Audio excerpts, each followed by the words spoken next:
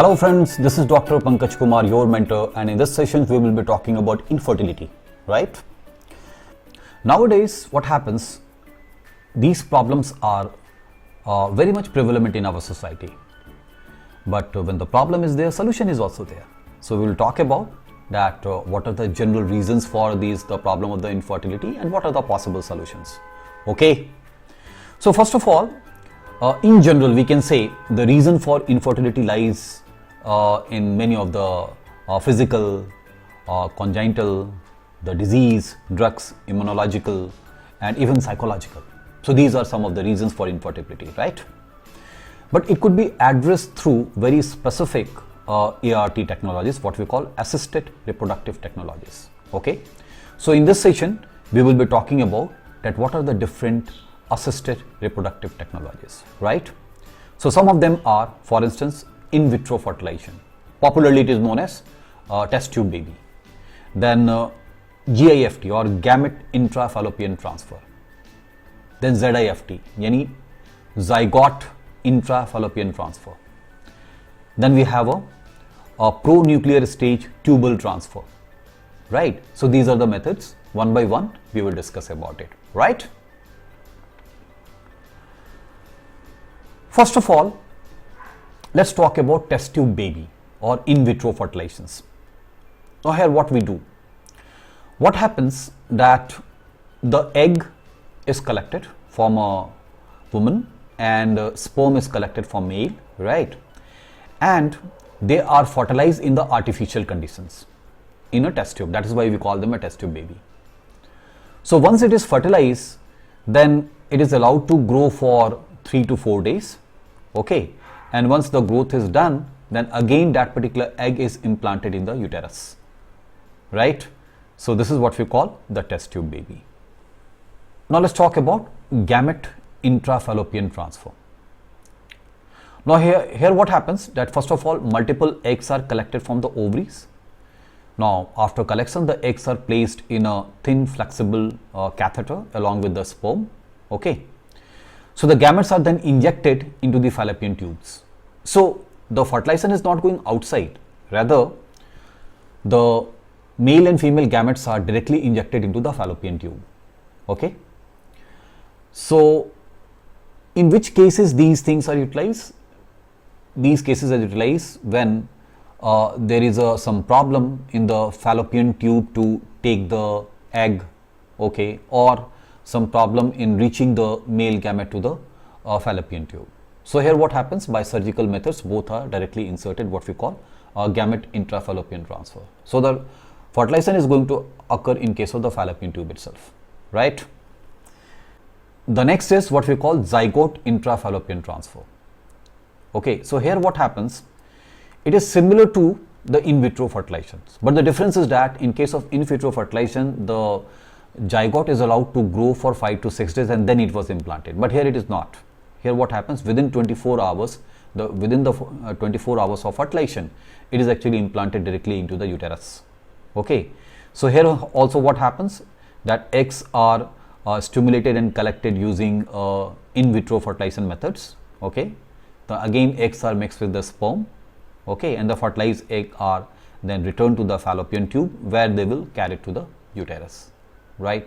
So the difference between this and the gamete or GIFT and Z, that is ZIFT, is only things that in the earlier case the male and female were directly inserted, but here the fertilization is being done at the outside and then the fertilized product is actually being inserted.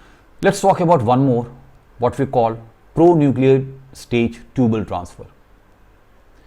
So actually it is similar to GIFT, right? So here also in vitro fertilization is going to happen, okay, but it transfers the fertilized egg to the fallopian tube before cell division occurs.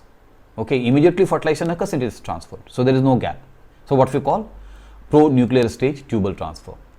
And then we have second what we call ICSI, that is intracytoplasmic sperm injection. So it involves formation of an embryo in the lab with the help of male and female gamete. Okay, and in the process what happens, a sperm is directly injected in the ovum and then actually it is implanted. This is what we call intracytoplasmic sperm injection. Okay, Finally, there is what we call artificial insemination. So the infertility may occur on account of the poor sperm count.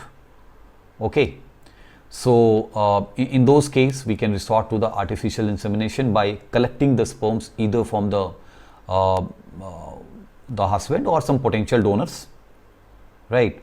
And in this technique, semen collected is actually introduced either into the vagina or into the uterus. Okay, so this particular process what we call artificial insemination. So this is also one of the popular method to overcome the infertility, right? Let's talk about the last one, what we call sexually transmitted disease. So all those diseases which are transmitted during the course of sexual intercourse, what we call sexually transmitted disease, right? And depending upon this specific STD, infection may also be transmitted through sharing needles and breastfeeding. So these are also some of the areas through which the disease can be transferred. So causal organisms for sexually transmitted disease are virus, bacteria and protozoa. Okay, so some of the bacterial sexually transmitted disease are chlamydia, syphilis and gonorrhea, and viral sexually transmitted disease are HPV, HIV, hepatitis B. So these are the viral, and as far as the protozoan is concerned, what we call trichomoniasis. So these are the sexually transmitted disease, right? Some of these infections such as HIV or hepatitis B, they can also be transmitted by sharing the infected needles. Okay, and accidentally what happens during the course of surgery, they came across the infected surgical instrument and they actually get infected. It can also be transmitted through transfusion of blood or through the breastfeeding. Okay, generally the sexually transmitted disease are curable except like hepatitis B. Then we have a genital herpes and HIV. So these are not curable, but most of the sexually transmitted disease are actually curable. Okay, let's talk about the symptoms. You see, there are general symptoms as far as sexually transmitted disease are concerned, right?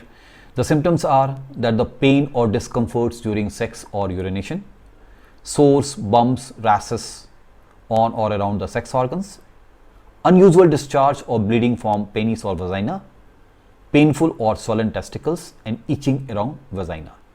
So these are some of the things what we observe. What are the ways in which infection can be checked? First of all, avoid sex with unknown partners or multiple partners. Try to use one or other contraceptives. Condom could be best. In case of doubt, one should go to the qualified doctor for early detection, because if you get early detected, then the chances of getting recovered is very high. Okay, so these are the way in which sexually transmitted disease can be addressed. Well, that's all as far as this particular session is concerned, right? Thank you.